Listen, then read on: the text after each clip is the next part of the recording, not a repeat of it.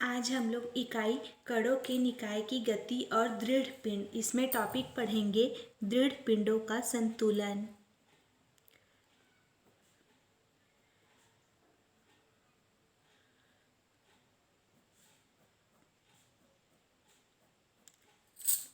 तो कोई भी दृढ़ पिंड क्या होता है ये हम लोग पिछले क्लास में देख चुके हैं। ऐसी कोई वस्तु जिस पर बल लगाने पर भी उस पर कोई प्रभाव नहीं पड़ता, ऐसे वस्तुओं को कहा जाता है दृढ़ पिंड। तो कोई भी दृढ़ पिंड संतुलन में कहा जाता है यदि उसके रेखीय संवेग और कोणीय संवेग दोनों समय के साथ परिवर्तित नहीं होते हैं। तो अर्थात क्या रहते हैं, नियत रहते हैं। तो ऐसे पिंडों को कहा जाता है दृढ़ पिंड। किसी पिंड का रेखीय संवेग तभी नियत रहता है जबकि उसमें कोई रेखीय त्वरण ना हो। तो इस प्रकार कोणीय त्वरण तभी नियत रहता है जबकि उसमें क्या हो, कोणीय त्वरण ना हो। तो किसी पिंड के रेखीय त्वरण अथवा कोणीय संवेग के शून्य होने के लिए आवश्यक शर्त यही होता है कि उस पर लगने वाला समस्त बाह्य बल का सदिश योग जो नेट बल है वो क्या होना चाहिए, शून्य होना चाहिए।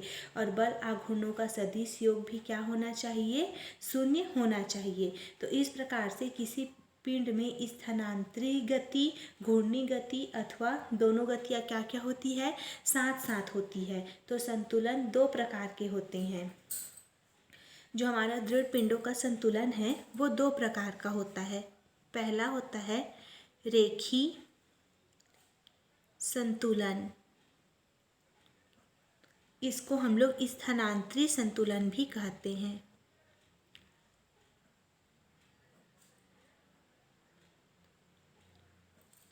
दूसरा होता है घूर्णी संतुलन।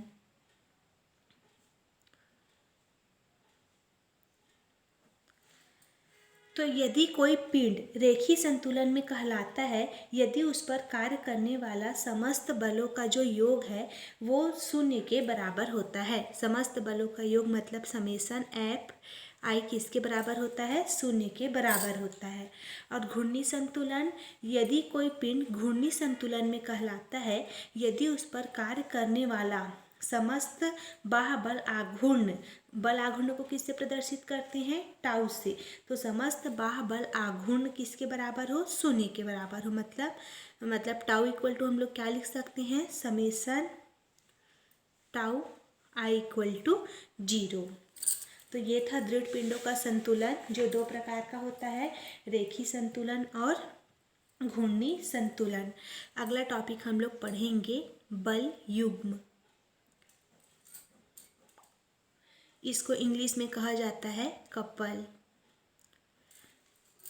तो जब किसी दृढ़ पिंड पर समान परिमाण के दो बल विपरीत दिशाओं में इस प्रकार लगाए जाते हैं कि उनकी क्रिया रेखाएं भिन्न भिन्न हो तो उन बलों के प्रभाव से पिंड घूमने लगता है। तो बलों के इस युग्म को कहा जाता है बल युग्म।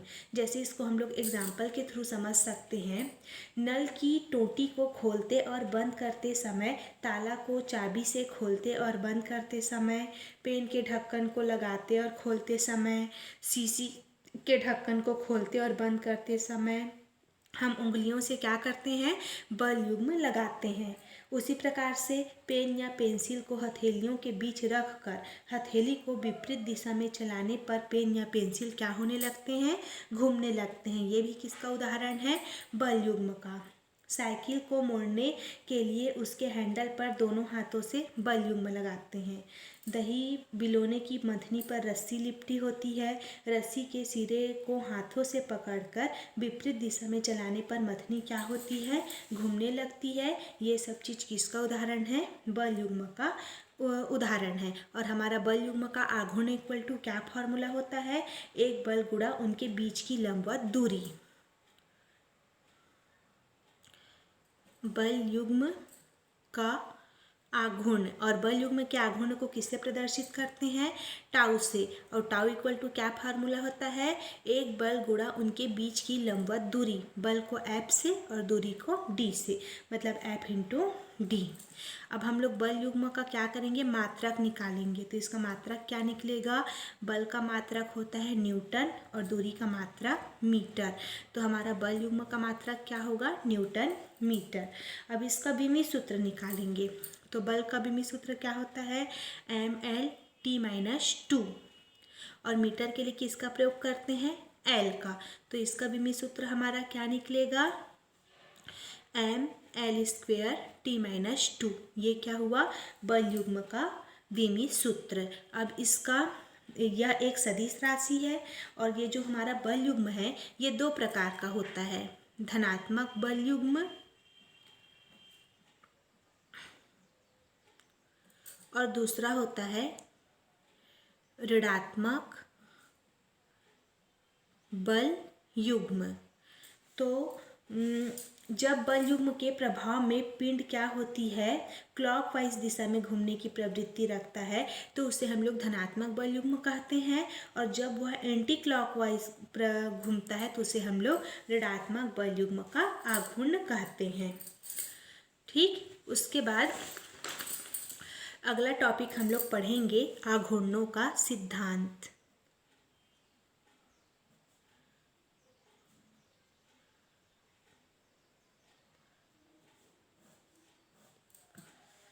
तो इस सिद्धांत के अनुसार जब कोई पिंड घूर्णी संतुलन में होता है तो वामवर्त आघूर्णों का योग दक्षिणावर्त आघूर्णों के योग के बराबर होता है। जैसे हम लोग दृढ़ पिंड का एग्जाम्पल क्या देखे थे कि जब हम लोग क्या करते हैं, ताला को चाबी से खोलते हैं और बंद करते हैं। ये किसका एग्जाम्पल है, दृढ़ पिंड का। तो ताला को चाबी से खोलते समय क्लॉकवाइज और क्या बोलते हैं, बंद करते समय एंटी क्लॉकवाइज, दोनों क्या होते हैं, एक दूसरे के बराबर होता है। तब उसे हम लोग क्या कहते हैं, आघूर्णों का सिद्धांत। मतलब यहाँ पर पिंड पर कार्यरत आघूर्ण का बीजीय योग क्या होता है, शून्य के बराबर होता है। मान लेते हैं यहाँ पर ए बी एक हल्की छड़ है, ठीक, जो बिंदु O के परितः क्या हो रही है, घूम रही है। अब हम लोग क्या करते हैं, A पर बाह्य बल F1 लगाते हैं और B पर हम लोग बाह्य बल F2 लगाते हैं। जो दोनों बल है वो एक दूसरे के समांतर और नीचे की ओर लगाए जाते हैं। अब बिंदु O से मान लेते हैं A तक की बीच की दूरी D1 है और बिंदु O से B तक की बीच की दूरी D2 है। और यहाँ पर क्या होती है, बिंदु O पर मतलब R क्या है, बिंदु O पर बलों का प्रतिक्रिया बल है। तब रेखीय संतुलन की स्थिति में क्या होती है, ये जो प्रतिक्रिया बल है -F1 विपरीत दिशा में है, ये इस दिशा में, ये विपरीत दिशा में है, तो यहाँ पर क्या लग जाएगा, -2। मतलब बलों का सदिश योग क्या होगा, शून्य के बराबर होगा इस सिद्धांत के अनुसार रेखीय संतुलन की स्थिति में। क्योंकि ये प्रतिक्रिया बल है और ये दोनों क्या है, क्रिया बल है। ये विपरीत दिशा में होने के कारण यहाँ पर माइनस लग रहा है। तो यहाँ पर से हम लोग R = क्या लिख सकते हैं, F1 + F2। अब यहाँ पर क्या है, घूर्णी संतुलन के लिए O के परितः समस्त बलों के आघूर्णों का बीजीय योग शून्य होता है। तो बीजीय योग शून्य होता है कहने का मतलब है बल F1 D1 और ये इस दिशा में है तो माइनस बल F2 D2 किसके बराबर होगा, शून्य के बराबर होगा। और प्रतिक्रिया बल R क्या है, बिंदु O पर कार्यरत है, तो दूसरा आघूर्ण भी क्या होगा, शून्य होगा। तो इसको हम लोग कैसे लिख सकते हैं, F1 D1 = F2 D2। इसको मान लेते हैं इक्वेशन 1। अब इसके बाद ये जो हमारा बिंदु O है तो इसको हम लोग उत्तोलक का आलम कहते हैं और बिंदु A पर किसी लोड को रख कर हम लोग उठाते हैं तो इसे हम लोग कहते हैं भार। और बिंदु B पर कोई बल लगाया जाता है जिसे हम लोग कहते हैं प्रयास। तो OA को भार भुजा और OB को कहा जाता है प्रयास भुजा। तो समीकरण नंबर 1 से हमारा क्या हो जाता है, भार गुणा भार भुजा = प्रयास गुणा प्रयास भुजा के बराबर होता है। अब उसी प्रकार से हम लोग यहाँ पर निकालते हैं यांत्रिक लाभ। यांत्रिक लाभ तो भार F1 क्या है, भार F1 और प्रयास F2 के अनुपात को कहा जाता है उत्तोलक का यांत्रिक लाभ, और यांत्रिक लाभ को इंग्लिश में कहा जाता है मैकेनिकल एडवांटेज, इसलिए इसको प्रदर्शित करते हैं MA से। तो यांत्रिक लाभ MA mechanical advantage equal to क्या हो जाएगा, F1/F2। तो हम लोग इक्वेशन नंबर 1 से F1/F2 इक्वल टू क्या लिख सकते हैं, D2/D1। तो इससे क्या है, इससे स्पष्ट है कि जो हमारा प्रयास भुजा है भार भुजा से बड़ी है तो आंतरिक लाभ का मान भी क्या होगा, 1 से अधिक होगा। इसके बाद अगला टॉपिक हम लोग पढ़ेंगे गुरुत्व केंद्र।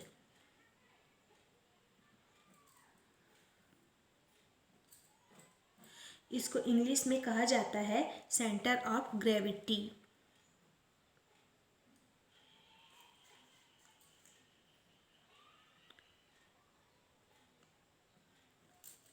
ठीक, तो किसी पिंड का गुरुत्व केंद्र वह बिंदु होता है जहाँ पर उसके भार को क्या किया जाता है, केंद्रित माना जाता है। और हम लोग पहले भी पढ़ चुके हैं कि किसी भी वस्तु का समस्त भार उसके केंद्र पर केंद्रित रहता है। तो किसी पिंड का गुरुत्व केंद्र वह बिंदु होता है जिसके परितः पिंड के सभी कणों के गुरुत्वीय बलों के आघूर्णों का सदिश योग 0 होता है। मान लेते हैं कैपिटल M द्रव्यमान का कोई पिंड है, उसका गुरुत्व केंद्र मान लेते हैं कैपिटल G है। गुरुत्व केंद्र को कैपिटल G से प्रदर्शित किया जाता है। अब ये जो हमारा पिंड है इसको हम लोग M1, M2, M3 द्रव्यमान के कणों से मिलकर बना हुआ मान लेते हैं। ठीक, यहाँ पर इसका गुरुत्वीय केंद्र है G और गुरुत्वीय केंद्र नीचे की ओर भार लग रहा है, उसको क्या बोलेंगे, mg के बराबर। तो इन कणों पर लगने वाला गुरुत्वीय बल, जैसे मान लेते हैं यहाँ पर M1 कण है, तो M1 कण पर लगने वाला गुरुत्वीय बल किसके बराबर होगा, M1g के बराबर। यहाँ पर M2 कण है तो ये किसके बराबर होगा, M2g के बराबर। उसी प्रकार से यहाँ पर M3 कण है तो यहाँ पर का बल क्या होगा, M3g के बराबर होगा। और मान लेते हैं g के सापेक्ष इन कणों का जो स्थिति सदिश है वो R1, R2, R3 so on है।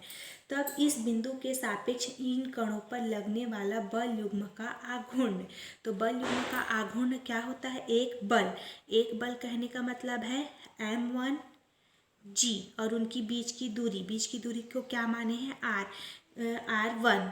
ठीक, तो एक इसके बराबर होगा। उसी प्रकार से दूसरे M2 द्रव्यमान के लिए क्या हो जाएगा, R2 mg, इसी प्रकार से बढ़ते जाएगा। तो हम लोग आगे क्या निकालेंगे, G के परितः, मतलब गुरुत्वीय केंद्र के परितः गुरुत्वीय बलों के आघूर्ण, बल आघूर्ण को हम लोग टाउ से प्रदर्शित करेंगे। गुरुत्व के केंद्र है इसलिए टाउ G इक्वल टू किसके बराबर होगा, R1 into M1g plus R2 into M2g plus R3 into M3g plus so on क्या होगा, ये बढ़ते जाएगा। तो इसको हम लोग शॉर्ट फॉर्म में कैसे लिख सकते हैं, summation tau i equal to summation r i into MIg, जहाँ पर i का मान 1 to सो ऑन है। ठीक, तो G के समस्त कणों के लिए हमारा G के समस्त कण क्या है, एक समान है, तो G इक्वल टू हम लोग क्या मान लेंगे, 0।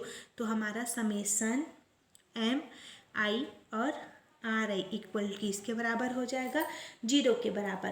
तो यह प्रतिबंध द्रव्यमान केंद्र के लिए भी होता है। यदि G का मान नियत है तो किसी पिंड के गुरुत्व केंद्र और द्रव्यमान क्या होंगे, संपाती होते हैं, अर्थात एक ही होते हैं।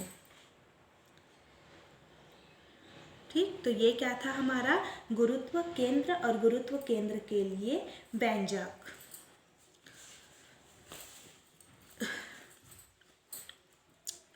अगला टॉपिक हम लोग पढ़ेंगे जड़त्व आघूर्ण।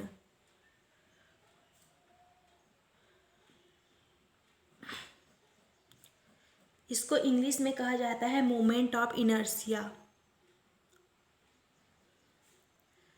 Moment of inertia. तो न्यूटन की गति के प्रथम नियम के अनुसार यदि कोई वस्तु स्थिर है तो वह स्थिर ही रहती है, और यदि कोई वस्तु गतिशील है तो वह गतिशील ही रहती है, जब तक कि उसमें कोई बाह्य बल ना लगाया जाए। इसका मतलब यह है कि वस्तु स्वतः ही अपने मतलब स्थिति में परिवर्तन करने में असमर्थ होती है, किंतु जब वस्तु पर उसकी स्थिति को परिवर्तित करने के लिए बाह्य बल लगाया जाता है तो वह वस्तु उसका विरोध करती है, जिसको हम लोग क्या कहते हैं, उसका जड़त्व आघूर्ण कहते हैं। तो इस प्रकार से घूर्णी गति में कोई पिंड उसकी घूर्णी अवस्था में परिवर्तन करने के लिए लगाए गए बाह्य बल आघूर्ण का विरोध करती है। तो इस प्रवृत्ति को हम लोग क्या कहते हैं, जड़त्व आघूर्ण। और जड़त्व आघूर्ण को हम लोग आई से प्रदर्शित करते हैं। मान लेते हैं m द्रव्यमान का कोई कण क्या कर रहा है, r त्रिज्या से गति कर रहा है, तो जड़त्व आघूर्ण इक्वल टू फॉर्मूला होता है I equal to mr square, जहाँ पर m क्या है, द्रव्यमान है, द्रव्यमान का विमीय सूत्र m, और r का लिए l स्क्वेयर, तो इसका विमीय सूत्र होता है ml स्क्वेयर t में 0। ये क्या है, जड़त्व आघूर्ण का फॉर्मूला और उसका विमीय सूत्र। अब इसके लिए हम लोग क्या करेंगे, व्यंजक निकालेंगे। तो व्यंजक निकालेंगे तो सबसे पहले मान लेते हैं ये मूल बिंदु O है, और O पर 3 अक्ष, x अक्ष, y अक्ष और ये z अक्ष, 3 अक्ष मान लिए। अब इसके बाद मान लेते हैं कोई पिंड घूर्णन अक्ष मतलब चारों ओर गति कर रहा है, कोई पिंड OZ के परितः, OZ मतलब OZ अक्ष पर क्या कर रहा है, घूर्णन गति कर रहा है। तो पिंड को हम लोग क्या करते हैं, असंख्य कणों से मिलकर बना हुआ मान लेते हैं। मान लेते हैं M1, M2, M3 और सो ऑन। और घूर्णन अक्ष से उसकी लंबवत दूरी मान लेते हैं, यहाँ से यहाँ तक की दूरी r1 है, ये r2 है और ये r3 है। तब घूर्णन अक्ष के परितः इन कणों के जड़त्व आघूर्ण I equal to m r square होता है, जड़त्व आघूर्ण इक्वल टू, तो इन घूर्णन अक्ष के परितः इसका जो जड़त्व आघूर्ण है ये क्या होगा, m1 r1 square, m2 r2 square, m3 r3 square, so on होगा। तब पिंड का जड़त्व आघूर्ण इन कणों के जड़त्व आघूर्ण के योगफल के क्या होगा, बराबर होगा। तो I इक्वल टू क्या हो जाएगा, समस्त पिंडों के जड़त्व आघूर्ण के बराबर। इसको शॉर्ट फॉर्म में कैसे लिख सकते हैं, I equal to summation I equal to 1 to n m I r I square. ठीक, तो ये क्या है हमारा जड़त्व आघूर्ण के लिए व्यंजक। तो इस प्रकार से आप लोग को जड़त्व और जड़त्व आघूर्ण में डिफरेंस पता होना चाहिए। अगला टॉपिक हम लोग पढ़ेंगे घूर्णन त्रिज्या।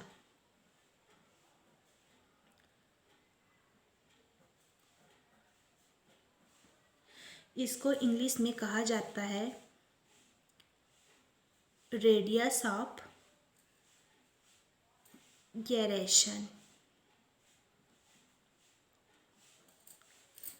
तो मान लेते हैं किसी पिंड की घूर्णन त्रिज्या घूर्णन अक्ष से उस बिंदु की लंबवत दूरी है जो जिस पिंड पर पिंड के संपूर्ण द्रव्यमान को केंद्रित मान लेने पर प्राप्त जड़त्वाघूर्ण वस्तु के वास्तविक जड़त्वाघूर्ण के बराबर होता है, और हम लोग घूर्णन त्रिज्या को k से प्रदर्शित करते हैं। मान लेते हैं किसी पिंड का द्रव्यमान m और उसकी घूर्णन त्रिज्या k है, तब पिंड का जड़त्वाघूर्ण I इक्वल टू होता है m के स्क्वेयर। इसको मान लेते हैं इक्वेशन 1। तो किसी पिंड की घूर्णन त्रिज्या घूर्णन अक्ष से वह लंबवत दूरी है जिसके वर्ग का उस पिंड के द्रव्यमान में गुणा करने पर उस अक्ष के परितः उस पिंड का जड़त्वाघूर्ण प्राप्त होता है। जैसे यहाँ पर हम लोग k स्क्वेयर इक्वल टू क्या निकाल सकते हैं, I upon m। k equal to क्या निकल जाएगा, √I अपॉन m। तो ये क्या है, जड़त्वाघूर्ण के बराबर होता है। अब उसी प्रकार से इसका विमीय सूत्र निकालेंगे। तो सबसे पहले इसका मात्रक निकालेंगे। तो घूर्णन त्रिज्या का मात्रक होता है मीटर। तो इसका विमीय सूत्र हो जाएगा m0L/T0। ठीक, तो ये क्या था, घूर्णन त्रिज्या। उसी प्रकार से हम लोग क्या कर सकते हैं, घूर्णन गतिज ऊर्जा भी निकाल सकते हैं। तो मान लेते हैं कोई वस्तु जेड अक्ष के परितः घूर्णी गति कर रही है, तो और मान लेते हैं कि वो कोणीय वेग ओमेगा से क्या कर रही है, गति कर रही है। तो पिंड को असंख्य कणों से मिलकर बना हुआ मान लेते हैं। स्पष्ट है कि सभी कणों का कोणीय वेग समान होता है, तो घूर्णन अक्ष से धुनियाँ भी क्या होगी, भिन्न भिन्न होगी। मान लेते हैं उसका क्या बोलते हैं, घूर्णन अक्ष से r1, r2, r3 उसकी दूरी है, और उसका द्रव्यमान m1, m2, m3 है, और उसका वेग मान लेते हैं v1, v2, v3 है। तो स्पष्ट है गतिज ऊर्जा किसके बराबर होती है, 1/2 m1 v1 स्क्वेयर। ठीक, उसी प्रकार से दूसरे कण के लिए 1/2 m2 v2 स्क्वेयर, इसी प्रकार से तीसरे चौथे के लिए। तो उसी प्रकार से अगर हम लोग कण की संपूर्ण गतिज ऊर्जा निकालें, तो संपूर्ण गतिज ऊर्जा को हम लोग ई के से प्रदर्शित करते हैं, और ई के किसके बराबर होगी, समस्त कणों के गतिज ऊर्जा के योगफल के बराबर होगी। तो 1/2 m2 v2 square plus 1/2 m3 v3 square plus so on. ठीक, लेकिन हमारा v इक्वल टू क्या फॉर्मूला होता है, r ओमेगा कोणीय वेग क्या होता है, रेखीय वेग इक्वल टू कोणीय वेग गुणा वृत्तीय पथ की त्रिज्या, ये फॉर्मूला होता है। तो यहाँ पर हम लोग ई के इक्वल टू क्या लिख सकते हैं, 1/2, सब में ओमेगा आएगा तो ओमेगा स्क्वायर को कॉमन निकाल लेंगे, अंदर में क्या आ जाएगा, m1 r1 square plus m2 r2 square plus m3 r3 square plus so on. या फिर क्या लिख सकते हैं, 1/2 omega square summation m r square. ठीक, और summation m/a square equal to हमारा क्या होता है, i। तो इसके जगह हम लोग क्या लिख सकते हैं, E k equal to 1/2 i omega square. ये क्या है, पिंड की घूर्णन गतिज ऊर्जा का व्यंजक है। उसी प्रकार से जड़त्व आघूर्ण का दैनिक जीवन में उपयोग भी आप लोग को पता होना चाहिए। जैसे बच्चों को खेलने की मोटर के नीचे एक छोटा सा गति पालक पहिया लगा होता है। इस पहिए को जमीन से रगड़कर मोटर को छोड़ देने पर पहिए के जड़त्व आघूर्ण के कारण मोटर क्या होती है, कुछ देर चलकर रुक जाती है। किसका एग्जाम्पल है, जड़त्व आघूर्ण का।